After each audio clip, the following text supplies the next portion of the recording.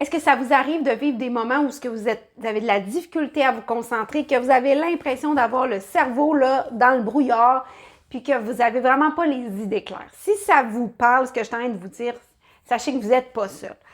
Il y a vraiment de plus en plus de personnes qui vont vivre cette problématique-là. Et ce qu'il faut savoir, c'est qu'il y a des solutions, puis qu'on n'est pas condamné à vivre cette situation-là dans notre corps. Aujourd'hui, en fait, je voudrais vous partager 5 clés pour justement vous apporter plus, vous débarrasser de ce brouillard mental-là, puis vous aider à retrouver de la clarté dans votre tête et à être plus focus. Je vais vous partager des outils naturels, simples, que vous allez pouvoir mettre en pratique dès aujourd'hui dans votre vie. Avant, j'aimerais me présenter. Je m'appelle Anne-Marie Lequin. Je suis naturopathe holistique. J'accompagne mes clients justement à se reconnecter avec eux, à augmenter leur énergie, à se libérer des inconforts en fait qui les empêchent d'être bien dans leur corps, comme justement le stress, puis justement la recharge mentale ou tout ce que vous pouvez avoir autour de vous. Je veux aussi vous partager que je suis l'auteur, en fait, du livre « Mode d'emploi pour cuisiner votre carburant », qui est un livre, en fait, qui vous aide justement à perdre du poids sans faire de régime, qui vous donne de multiples conseils pour mettre en place dans votre santé des bonnes habitudes. Et à la fin, je vous donne des recettes. Ce que je veux vous offrir aujourd'hui, c'est la possibilité de télécharger justement un extrait de mon livre. Vous allez trouver le lien dans les commentaires de la vidéo. Donc, le premier conseil que je vous recommande, la première clé, c'est de stabiliser votre glycémie.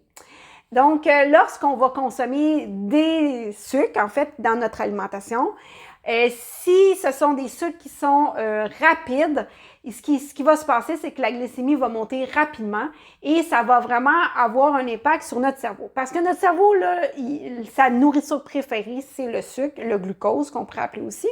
Donc, si le sucre n'est pas stable dans notre sang, s'il monte rapidement et redescend, monte comme ça veut dire que sa nourriture, elle est toujours comme intermittente et ça va causer à long terme du brouillard, en fait. C'est comme il va y avoir de l'oxydation au niveau de nos neurones et cet effet-là crée que le cerveau va avoir de la difficulté à faire ses contacts et entre les neurotransmetteurs qui sont des petits messages. Ces messages-là ne seront pas efficaces et ça va créer ce brouillard-là que vous vivez. Fait que le truc, c'est vraiment de stabiliser notre glycémie en mangeant des aliments qu'on appelle à bas glycémique. Tous les aliments qui sont à bas glycémique, c'est des fruits, il y a des légumes. Les protéines vont vous aider, les noix, les graines. En fait, petit truc rapide, si vous évitez tout ce qui est sucre ajouté et aliments transformés, déjà, ça vous aide énormément d'éliminer les aliments qui vont augmenter votre glycémie. Deuxième truc que je vous suggère, c'est justement réduire le stress et la charge mentale.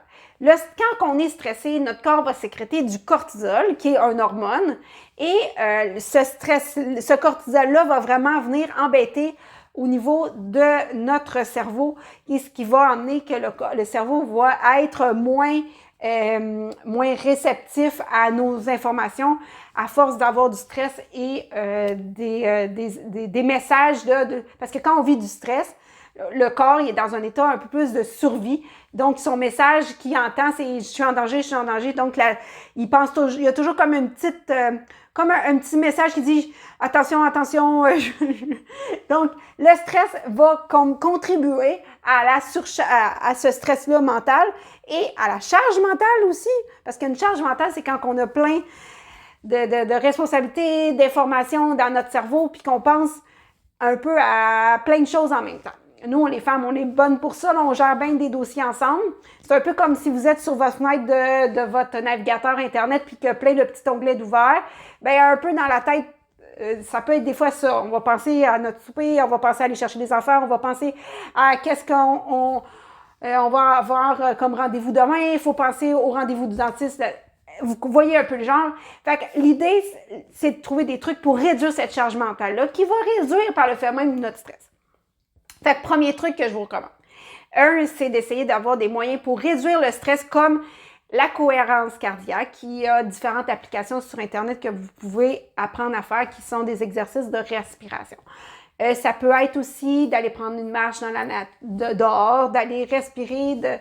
Il y a plusieurs façons qu'on peut pour réduire le stress. De mon côté, qu'est-ce qui m'aide le plus aussi pour réduire mon stress, c'est de planifier mon horaire, planifier ma semaine, de prendre un temps, environ une demi-heure au début de ma semaine pour voir qu'est-ce que j'ai à faire dans mon agenda, les repas, de planifier ce qui s'en vient pour pas être à la dernière minute. Si, exemple, j'ai choisi de manger un repas qui demande de dégeler quelque chose, bien, je vais le planifier, pas être devant 15 minutes avant le repas puis que j'ai pas pensé de préparer telle chose, puis là, on peut pas manger ça, là, on court à l'épicerie. De préparer, de faire son épicerie d'avance, de tout, avoir des petits trucs comme ça va vous aider justement à réduire ce stress. Le troisième truc que je vous recommande, en fait, c'est en lien avec votre sommeil. Ici, il n'est pas question de dormir plus, mais plus de dormir mieux. Parce que si vous dormez mieux, votre cerveau va va avoir une meilleure clarté. Vous allez avoir vraiment un état mental beaucoup plus éveillé et vous allez vous sentir mieux. Fait qu'il faut commencer par la base. C'est sûr que il y a toujours le fameux truc d'éviter les écrans, de couper les écrans là, autant que possible, 1 heure avant de se coucher, 1 heure, 2 heures. Ça dépend aussi de votre sensibilité puis votre problématique, si vous sentez que vous avez des problèmes de sommeil ou pas. Mais déjà, de couper les écrans, à la place de lire un livre, de faire une méditation, de trouver une façon là, avant de vous coucher, de vous relaxer. Mais c'est d'avoir une routine, en fait, de sommeil. Je le répéterai ça jamais assez. La routine de sommeil, quand on est enfant, là, on lit un petit livre à notre enfant, on prépare, tu sais, le bain, il y a toutes sortes de petits moments pour que l'enfant puisse se préparer à ce qu'il aille se coucher, que le cerveau, là, il sait que là, bientôt, on va aller se coucher. Nous, en tant qu'adultes, souvent, on court toute la journée, on prépare le lunch du lendemain, on se dépêche. Puis là, là, il est rendu telle heure, on s'écrase devant le divan, on regarde la télé, ou des fois, on va aller se coucher, puis ça a couru toute la soirée. Le corps, il est stressé, il n'est pas prêt à aller dormir. Fait que ça crée un sommeil qui va être moins profond, moins réparateur. Fait que donc, d'avoir une routine, prendre un bain, une douche, tamiser les lumières, prendre une petite tisane, de créer un petit rituel pour vous qui va vous aider justement à dormir mieux. Il va y avoir un sommeil qui va être moins dans le stress. La quatrième clé que je vous recommande, en fait, c'est de bien vous hydrater. Savez-vous que 75% de notre corps est composé d'eau? Donc, c'est super important pour notre cerveau, puis tout notre corps, mais particulièrement pour notre cerveau, d'avoir assez d'eau. 1 à 2% de déshydratation qui commence parce dès qu'on ressent la soif dans notre bouche, ça veut dire qu'on est déjà déshydraté un petit peu. Donc, si vous manque 1 à 2% d'eau, le cerveau va vivre moins de concentration, va être moins focus dans ses idées. Donc, si on veut justement maintenir cette concentration-là, cette clarté, cette fluidité dans nos idées, le truc le plus simple, c'est vraiment de boire plus d'eau. Donc, petit truc que je vous recommande, si pour vous, boire de l'eau, c'est pas inné en vous, ça serait il existe différentes applications qui fait juste marquer boire de l'eau, puis vous allez avoir plein d'idées. Il va y avoir une petite notification, comme une petite cloche, ou ça peut être le son d'une goutte d'eau qui tombe, pour vous faire penser à boire de l'eau. Au début, je vous recommande de pas vous mettre à boire 1,5 litre d'eau d'un coup si vous buvez à peine 500 ml d'eau dans votre journée parce que vous allez passer votre temps à la salle de bain. Mais commencez graduellement, allez jusqu'à peut-être 1,5 litre à 2 litres d'eau par jour, au un minimum serait ça. La 5e clé que je vous recommande, en fait, c'est l'équilibre hormonal. Les hormones ont vraiment un impact sur notre clarté, notre fluidité mentale, sur notre concentration. Que ce soit pour les hommes ou les femmes, il y a une hormone qu'on oublie souvent, qui s'appelle l'estrogène. Oui, qu'on soit un homme ou une femme, on en a à des niveaux différents, mais peu importe ça va avoir un impact aussi sur la concentration, qu'on soit un homme ou une femme, comme je vous dis. Et si cette hormone-là, elle est soit trop haute ou trop basse, ou qu'elle n'est pas en équilibre, il va y avoir des symptômes, dont, comme je vous dis, cette clarté mentale-là qui va être moins présente, la concentration, le focus qui est moins là. Donc, qu'est-ce qui peut vous aider à mettre en place pour vérifier? Premièrement, si vous êtes une femme, je vous invite à regarder avec votre cycle hormonal si vous voyez cette problématique-là augmenter selon des périodes de votre cycle.